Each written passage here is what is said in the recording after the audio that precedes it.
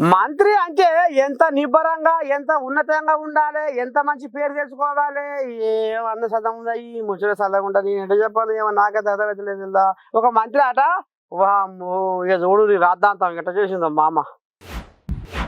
సీతక్క ఓ సీతక్క, నువ్వు ఎంత పని చేస్తీవి మాయక్క.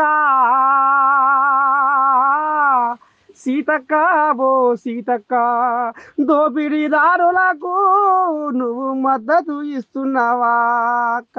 అక్రమ ఇసుకకు నువ్వు అయ్యో వంత వాడుతున్నావా అక్క. నిన్ను మంత్రిగా గెలిపించుకుంటే గిదేనా సీతక్క నువ్వు చేసే పని, బుద్ధిగల పని. ఇది సకదనము వెంకటాపురం మండలము అలుబాక గ్రామం దగ్గర పట్టబగటిల్లి నీ దండం పెట్టి లారీలలో ఇసుక తండోపతండలుగా తరలిస్తుంటే మరి అధికారులు కళ్ళు ఎందుకు మూసుకుపోతున్నాయి, అధికారులు ఇక్కడ కన్ను ఎందుకు పెడతలేరు అని ఇరుగు పొరుగు వాళ్ళు ఒకటే గుంపిస్తా ఉన్నారట.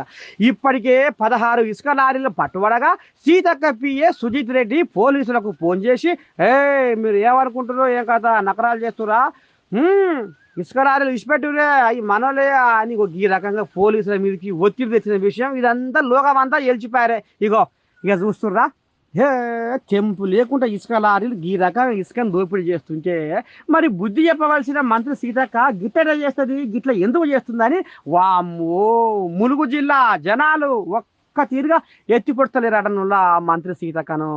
మొత్తానికైతే సీతక్క మొత్తం బలె పుణ్యం కట్టుకుంది పో అని అనుకొస్తుర్రులా ఈ ములుగు జిల్లా వాసులు.